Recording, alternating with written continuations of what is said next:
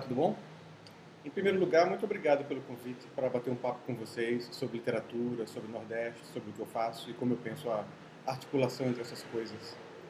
E eu queria começar um pouco pelo fim, porque eu acho que isso dá mais histórias para contar.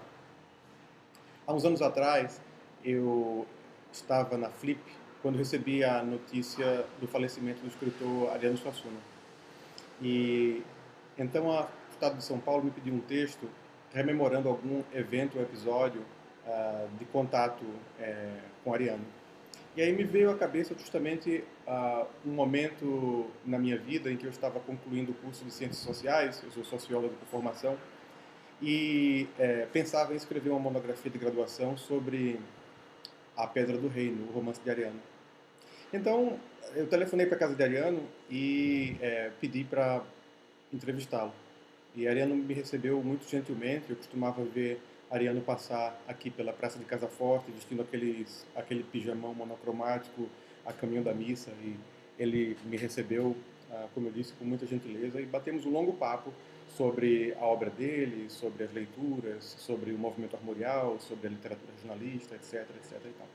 E aí eu me lembro que no final da conversa eu perguntei a ele qual seria o livro que ele me recomendaria, se houvesse um livro ah, que ele achasse que a leitura era indispensável, qual seria esse livro? E ele pensou e disse que a resposta era fácil, que para ele o livro ah, mais fundamental da literatura brasileira era Os Sertões, de Euclides da Cunha. Isso, confesso que me surpreendeu um pouco, porque eu esperava dele talvez alguma peça, algum romance, alguma obra de ficção. E eu perguntei por que, Ariano? E ele disse, porque Euclides foi o primeiro e talvez o autor que mais é, agudamente percebeu, ou profundamente percebeu, um aspecto fundamental que marca a constituição da cultura brasileira ou de um discurso sobre a cultura brasileira, que é esse grande divórcio entre o campo e a cidade, que é o fato de que, na opinião de Ariano Suassuna, a cidade voltou as costas para o campo e a quebra desse pacto entre o Brasil rural e o Brasil urbano está no cerne, eu acho, das tensões que plasmam a produção e reprodução da cultura no Brasil. E eu me lembro que isso me impressionou muito porque eu tenho origem familiar no campo e a maioria dos autores que naquela época me interessavam eram autores associados à literatura do Nordeste, associados ao ciclo da narrativa de 30 e autores que debatem questões sociais, ou que fazem delas, eu acho que o ponto de partida o objetivo ou objeto dos seus romances e narrativas. Isso ficou comigo e eu levei isso para fora. Eu sou professor de letras nos Estados Unidos há 21 anos e eu frequentemente debato isso, incorporo isso nos meus cursos, inclusive quando eu ensino a literatura contemporânea. Passado o tempo, eu obviamente me interessei mais e mais por outros autores, inclusive autores que não são nordestinos, digamos assim. Eu tenho um livro sobre Mário de Andrade e outro sobre Machado de Assis, então de certo modo a minha especialidade é a literatura sudestina e não a literatura nordestina. Mas a leitura de Graciliano Ramos, de José Lins do Rego, de mais contemporaneamente de Raimundo Carreiro, de Francisco Dantas, ou das peças de Hermílio Borba Filho, da poesia de Carlos Pena Filho, da poesia de João Cabral de Melo Neto, sempre me fascinaram essas leituras. Então, eu passei a tentar desenvolver para mim mesmo, eu acho que uma maneira de viver, ou de colocar isso na minha atividade profissional e também no início da minha atividade como escritor. Aí aconteceu uma outra coisa. Aconteceu uma coisa que é numa viagem de carro que eu fiz para visitar o escritor Francisco Dantas em Aracaju, eu passei pela frente da estrada que dá na usina de açúcar onde eu nasci. A família deixou a usina de açúcar quando eu tinha 3 anos e nunca mais voltou. E eu decidi fazer então uma parada para visitar pela primeira vez o lugar onde eu tinha nascido.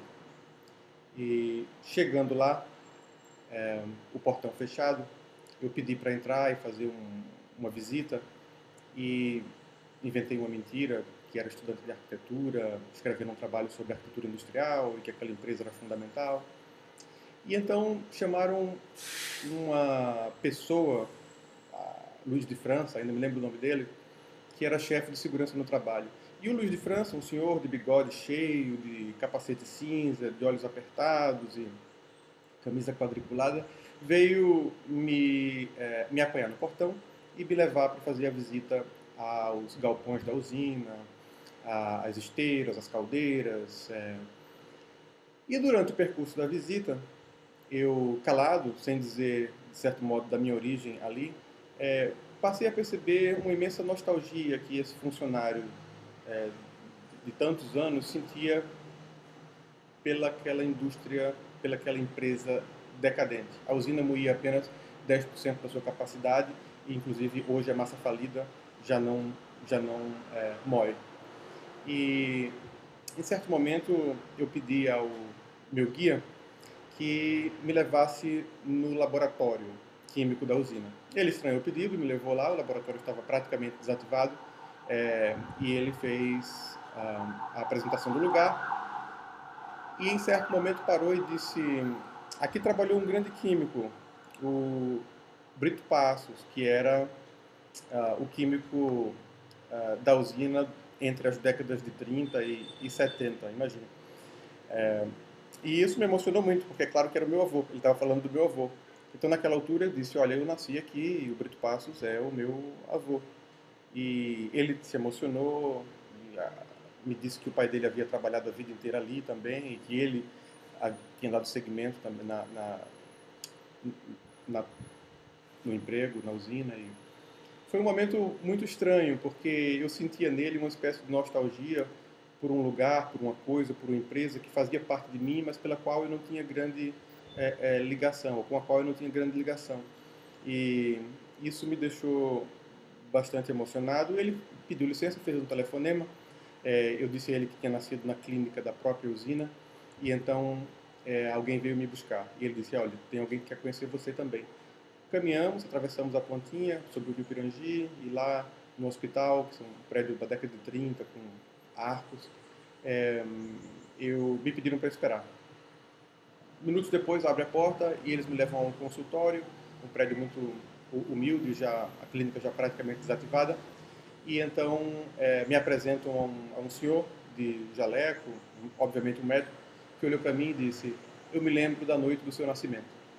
E era o médico que havia feito parto da minha mãe e que estava no mesmo lugar, fazendo a mesma coisa há 35 anos. Isso me impressionou muitíssimo. Foi a partir daí que eu comecei a pensar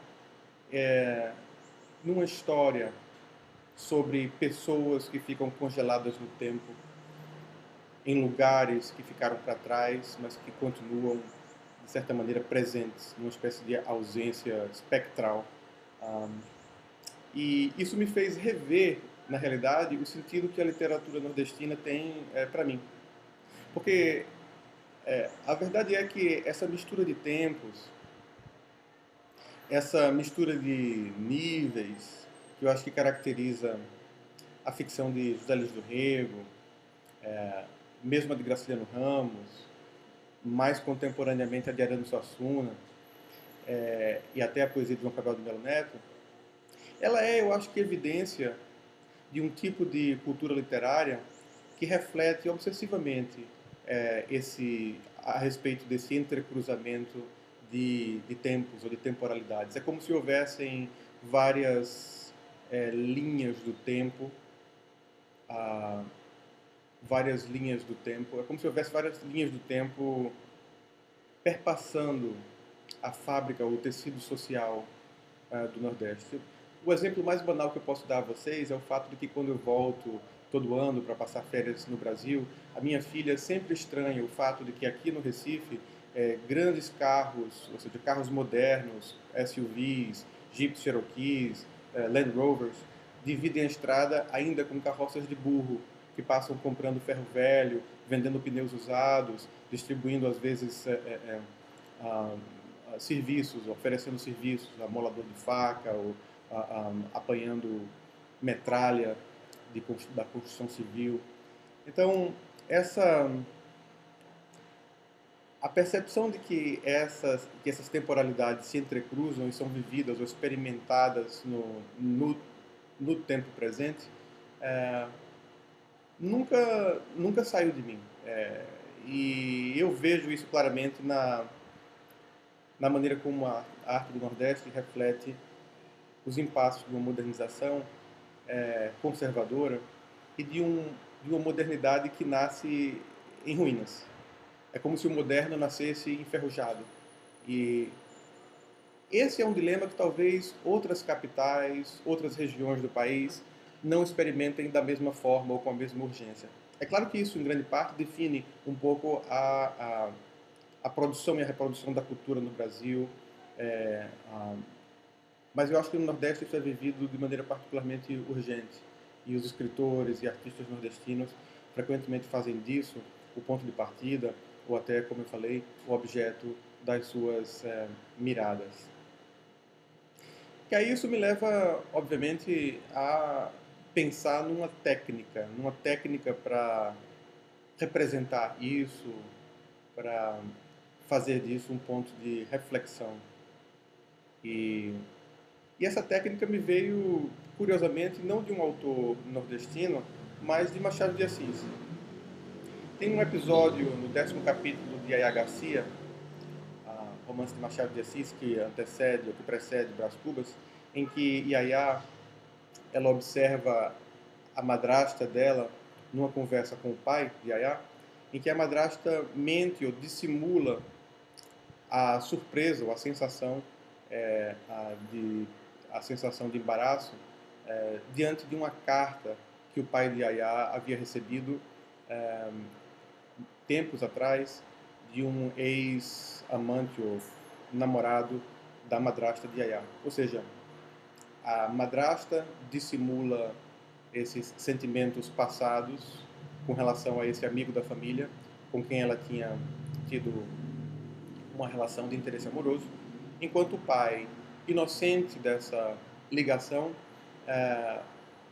trata do caso como se fosse uma memória engraçada que de repente brota num dia presente. Eu acho que é o primeiro dia do ano, o dia de logo após o Réveillon, é uma espécie de início de um futuro que é abolido pela suspeita desse passado cheio de insinuações. E aí a jovem Yaya, observando isso, ela passa por uma coisa que Machado chama de puberdade moral, que é a percepção desses vários tempos que se cruzam no presente e da dissimulação desses sentimentos recônditos, né? E a partir daí ela então cresce moralmente. Ela passa a ser capaz também de participar desse jogo de esconde-esconde, esse jogo de emoções, emoções caladas, e ela é capaz também de amadurecer e então de ter uma vida amorosa plenamente adulta.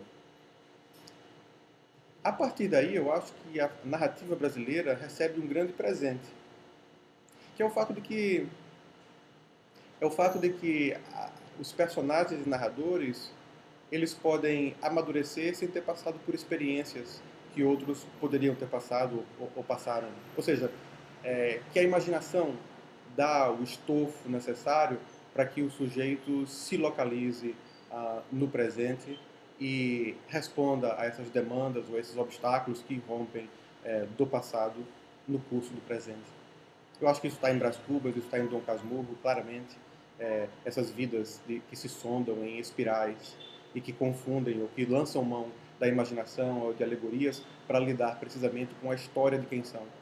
Então fica claro para mim que as narrativas deixam de ser lineares, elas passam a ser mais polissêmicas e precisamente também marcadas por esse entrecruzamento de várias linhas temporais, como eu procurei sugerir há pouco.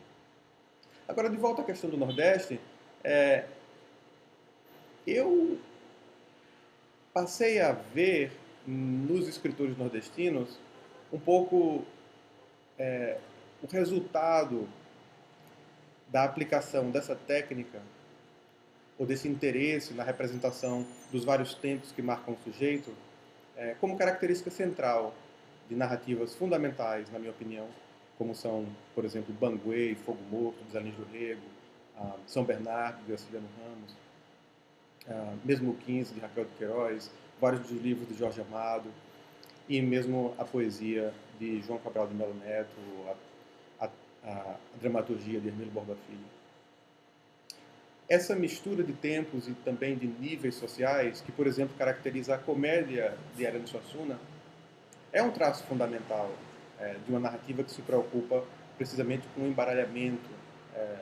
com o embaralhamento de classes ou de marcos temporais. E foi a partir daí que eu comecei a pensar nas minhas narrativas, a partir dessa experiência, por exemplo, de visita à usina em que eu nasci. Foi a partir daí que eu desenvolvi a ideia de escrever sobre um personagem que está congelado no tempo e que tenta superar esse estado de imobilidade lançando mão da imaginação ou prestando mais atenção aos seus sonhos. Eu acho que, de certa maneira, esse encontro com o passado, que me veio de modo bem casual, ele funciona como gatilho para os meus dois primeiros romances, tanto Nosso Grão Mais Fino, publicado em 2009, como O Sonâmbulo Amador, de 2012. Então, é nessa relação com o entrecruzamento de tempos que eu vejo a minha posição como professor de literatura, mais especificamente como leitor de literatura nordestina, nesse caso, e como também autor de narrativas que se passam predominantemente no Nordeste, à exceção do meu último romance, O Marechal de Costas, sobre Floriano Peixoto e os protestos sociais durante a era Dilma, que se passa em parte em Alagoas, mas predominantemente no Rio e na fronteira com o Paraguai, durante a Guerra do Paraguai. E, então eu queria trazer esse testemunho para vocês como um modo de pensar o Nordeste como caso limite ou como estudo de caso de uma situação que me parece ser bem brasileira no panorama da produção de arte no país, que é o fato de que as nossas obras de arte parece que se enfrentam com esses impasses de uma maneira muito peculiar. Que o problema da atualização do repertório simbólico, o problema da modernização, o problema da representação da globalização, ela passa sempre pela convivência com um dado que eu diria que é de natureza ou de origem colonial, com um certo fardo do passado, com uma grande hierarquização que plasma as relações sociais no Brasil. E eu acho que as melhores obras, ou pelo menos as que me falam mais profundamente, são precisamente aquelas que conseguem tirar desse confronto entre várias perspectivas dentro do sujeito, ou do confronto entre essas várias linhas temporais, uma forma de pensar relações sociais ou relações humanas de modo complexo e de modo interessante. Eu paro por aqui, agradeço mais uma vez o convite de vocês para conversar um pouco sobre aquilo que eu leio e aquilo que eu faço. E é sempre para mim um privilégio poder conversar com os alunos e colegas de universidades brasileiras. Tamanho é o meu isolamento e a distância em relação à minha distância com relação ao Brasil.